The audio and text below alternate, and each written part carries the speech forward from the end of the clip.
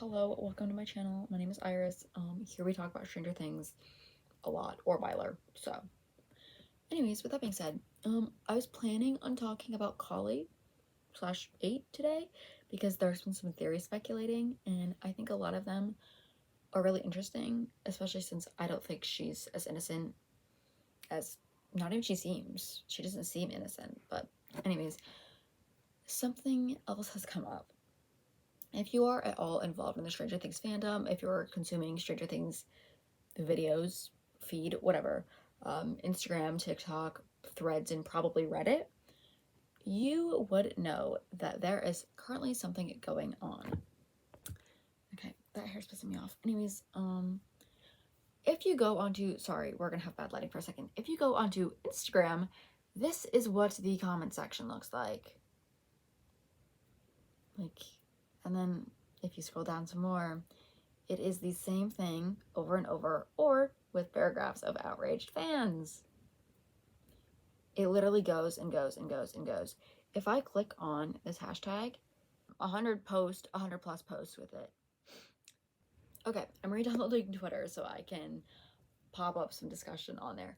Anyways, I would just like to say, take everything I say with a grain of salt. Nothing is confirmed. No Duffer Brothers, no cast members, no one on Netflix has spoken out about the current situation. There's like a anonymous source, blah blah blah, or a friend, blah blah blah source. I never know what to think of those things because it's like if it's an anonymous person or like a friend of someone like has, it's like, can't anyone say that, or are they like verifying? Anyways, there has been a lot of, quick summary, speculation. I don't want to use that word, but speculation that Netflix cut out a lot of Volume 2 Stranger Things, which makes sense. Not even if you're on the Byler standpoint of things, which I am, but it makes sense on so many wavelengths. So the clip I showed you from earlier is, there's a hashtag circulating currently, and it's hashtag Netflix release the Volume 2 files. I think that's what it's called.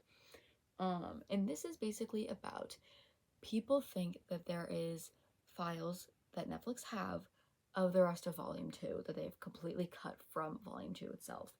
A lot of people believe that this is from keeping the like age range from stinting up, because of queer media. They're trying to cut it out, which does not surprise me. If there's queer media spiking flags in the Netflix system. And then just like, if you look at the show, it looks choppy. If you look at Volume 2, it does look choppy. It's not just like out of the blue, oh my god, what the heck is this? It genuinely looks weird and out of place. Okay, there's literally petitions right now. This says the unseen footage, Stranger Things Season 5 Volume 2. There are currently 70,450 signatures that are verified. And I'm sure this is not the only petition going around. Also, I'd just like to say, the lighting in this video is probably going to be horrendous because I'm going to be on my phone. I am sorry. Okay, and then I'm assuming this is on Twitter. Netflix released the Volume 2 files is number 9 trending in the United States with 22.7k posts to it.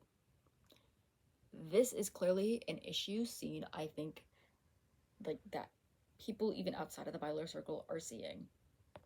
Okay, there was a document posted. It's literally a Google Doc.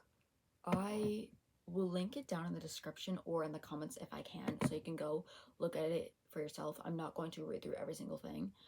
But this post on Twitter does contain some of what is in that document. So, first off, Will was supposed to have a fake out death, which was supposed to parallel Will's CPR scene from season 1.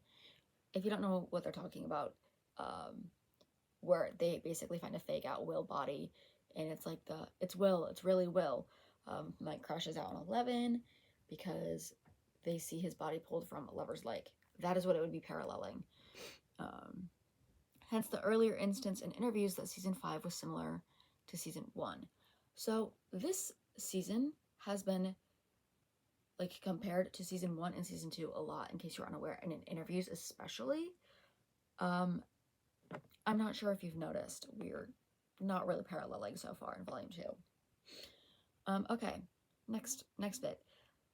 If you're a Malevolent fan, this is probably going to piss you off. I'm sorry, but please just skip over it if you're going to come into my comment section with wrath. Otherwise, listen to it in case you are that intrigued.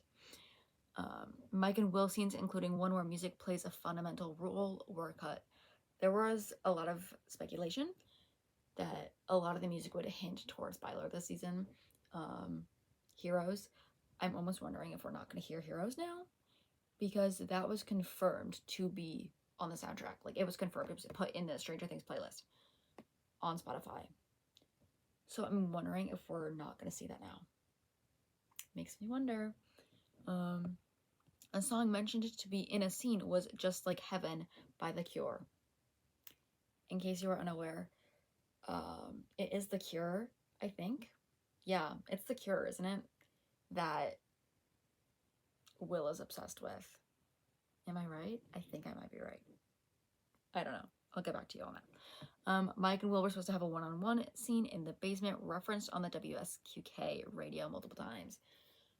This part is majorly speculatory. That's not a word. If it is, PG. If it's not, it is now. If you're unaware of the radio station, so WSQK is the Squawk, which is in Stranger Things, and during basically this whole waiting spree for Stranger Things Volume 1, 2, and 3, this radio has been up playing songs, and then there are 2 like radio hosts. I'm not gonna remember their names. It's okay. They're not really relevant. Anyways, they talk I think every hour they talk, and they basically leave Easter eggs for the show. One has been, like, that Byler fans have gone crazy over, is they're talking about being locked in the basement, signals, and like there's just been a bunch of like queer coded hints, at least in the case of Byler happening. But I mean, a lot of things happened in the basement. I'm pretty sure he came out in the Squawk's basement. Maybe I'm wrong. Don't quote me on that, please. Please. Anyways, next we have a deeper exploration of Will's sexual trauma, which would have made the show TV MA, which I think is mature audience. I think it's mature audiences, like, only. I think that's what that means. As was originally planned, which I do think it was originally planned to be bumped anyways, because is my light distracting? I don't know. I'm really sorry. I don't know if that did anything. That's even more distracting. We'll do purple. It's calm. Anyways, which I'm pretty sure the gore was supposed to bump it up anyways. And guess what we haven't seen in season 2? Gore. Are they scared of it all of a sudden? In case you were unaware, Volume 1 wasn't super gory, in my personal, but like, there was one little moment of gore, which is when, spoiler warning, I mean, this whole thing's a spoiler warning. You should not be watching it if you're here, and haven't watched the whole thing. Where Vecna, like, pokes his hand through someone's freaking skull and his eyes pop out. Yeah. That you'd think alone would bump it. Remnants of the first 5 minutes was toned down / cut from the final version. I don't really understand what that means. Anyways, I'm going to pull up the actual document now. Okay. So, this says, a reliable source who accurately leaked multiple scenes from Stranger Things Volume 1 prior to release messaged blah, blah, blah, blah, blah, claiming that they had information about cut scenes and plot lines from Volume 2. Their claims are as follows. Will's arc with Vecna / Henry was significantly shortened, which makes sense because I feel like we had such like a big lead up at the end of Volume 1 of like, crap, what's gonna happen with the next? And then you only see Will get like tampered with once. Okay, an entire subsequent plot of Elle and Mike going into Camazotz to save Will was cut, which We weren't even shown Will in Camazotz, so that means that whole plotline would have had to been cut. I'm not really sure. A deeper explanation of Will's sexual trauma, blah, blah, blah. Mike and Will scenes, including one where music was played. See, this is what I mean. Like, this is referencing the document. So I'm going to skip past that stuff. I would just like to let you know, though, it is in here. Max and Will were a team with Elle and Holly at some point, which was supposed to explain it. Max and Will's sudden closeness. I was literally just about to say that. Max and Will are like really weirdly close. Like, I had wondered that. Did those two interact really? I don't know. Also, like, Vicky and Robin and Max also seem to be like closer. So like, I don't know. Because when I was first hearing about this, I was like, oh no, I don't really think that's like, this is actively happening. Why were Max and Will so close? Like, I understand that they're all a group of friends, but some people who should have cared did not give a crap about Will's coming out speech. And then you have frickin' Maxine over here being like, you have to come hug me. Like, what's up with that? Anyways, there's supposed to be a scene of Will being tortured in front of helpless loved ones, which that makes sense because why are we only seeing Will pass out, and why were they not concerned? Like, obviously they were concerned, but it's like, I don't know, if they didn't have Joyce and Mike be overly concerned when Will was passed out on the couch like we saw, like, obviously Joyce was worried, but if that had been amped up in a different scene and then like cooled down, or like it was toned down and then something worse happened, so now their panic's even more amped, you know? Will was supposed to have a fake out death. I think I already mentioned that. Everyone was theorizing, including me, that there would be a fake out death in either volume 2 or volume 3, like leading, like the start of volume 3, we would find out it was a fake out. It was all there. It was handed to us and it just was not delivered, okay? Now, the above claims are supported by the 11 and Max reunion was out of character. Elle did not react as if she was seeing Max for the first time in years. Okay, I'm gonna cut that paragraph off. I don't want to go through quote by quote. In case you didn't notice, I was just about to say, or this is what I meant earlier, when some people didn't care about Will as much as they should have when he came out. I meant at more as we saw Will and Maxine caring about each other a lot, but then we have Elle and Max who acted like they acted annoyed, or like, just, oh hey, funny seeing you here. Like, it's giving, I accidentally just ran into my teacher out of school. Like, they were not friendly with each other, which I think just as a whole is weird, because even if they had seen each other already, I don't know why they sounded so annoyed in general, or just like displeased. Okay, then I would like to go ahead and talk about Maya Hawke and what she said with like her role this season. So she said that she was a mentor to characters, plural characters. Obviously we know Will, but we have the scene where Robin and Mike are bickering over a vinyl and what vinyl is playing. And he chooses a vinyl. I cannot remember it right now, but it is I talked about this in my last video. It is a term used to describe homosexuality. So just a little fun fact out there, which I said this in my last video when I did bring it up. I found that out from the Lesbian Mind Flayer. Anyways,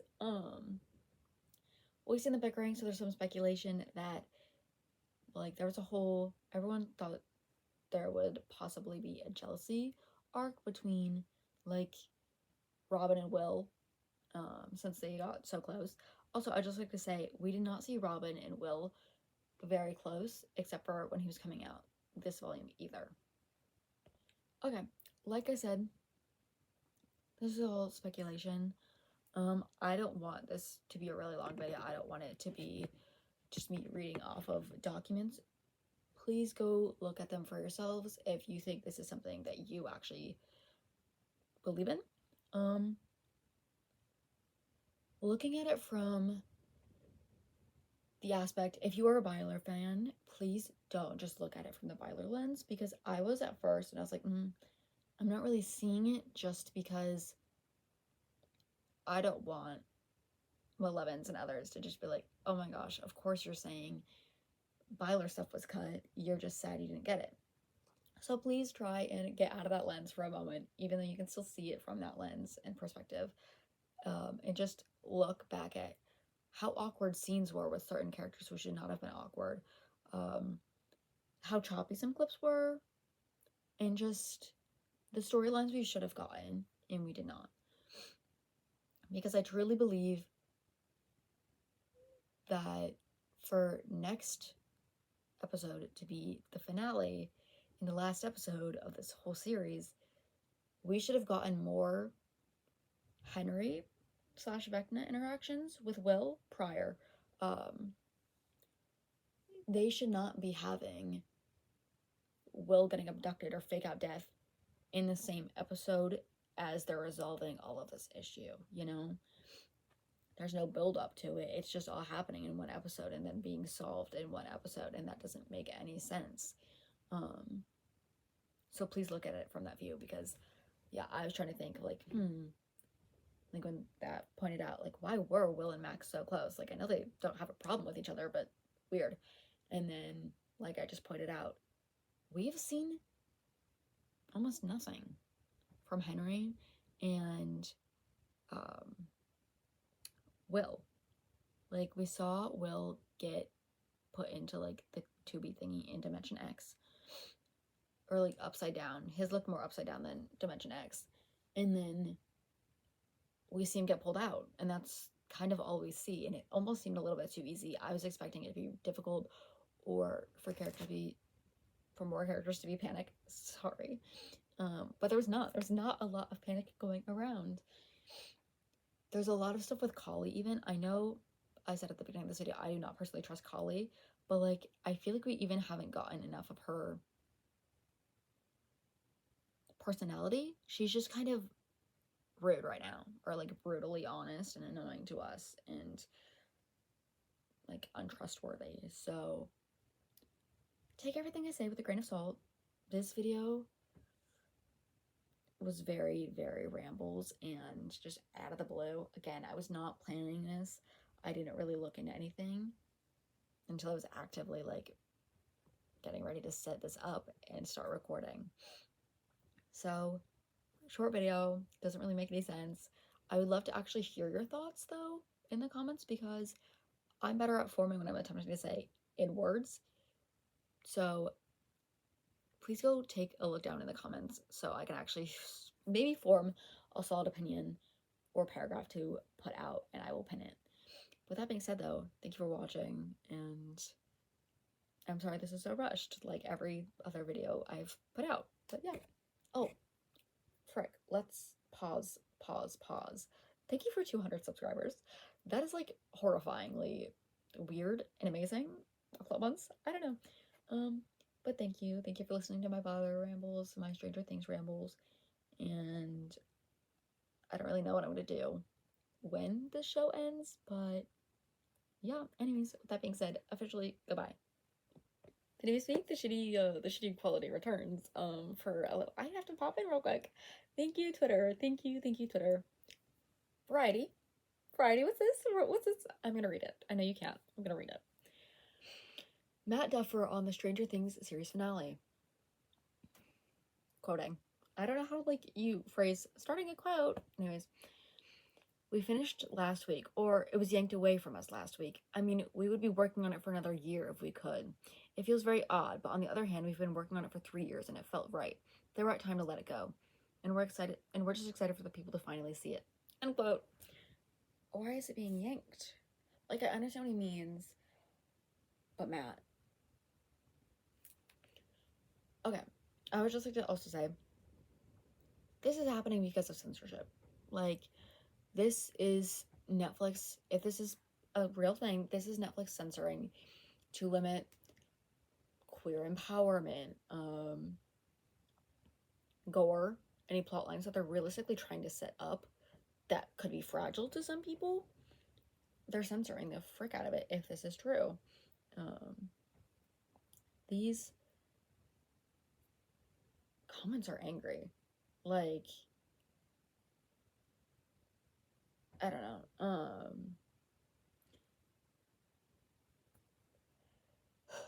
They're right. The way this has been written so far. Oh Jesus, it's fine. The way the show has been written so far in volume 2 has been written as if we have enough time to create another season. Like, the plot holes that we are currently having have not been filled. And if you fill all of this in the last episode, it is going to be terrible.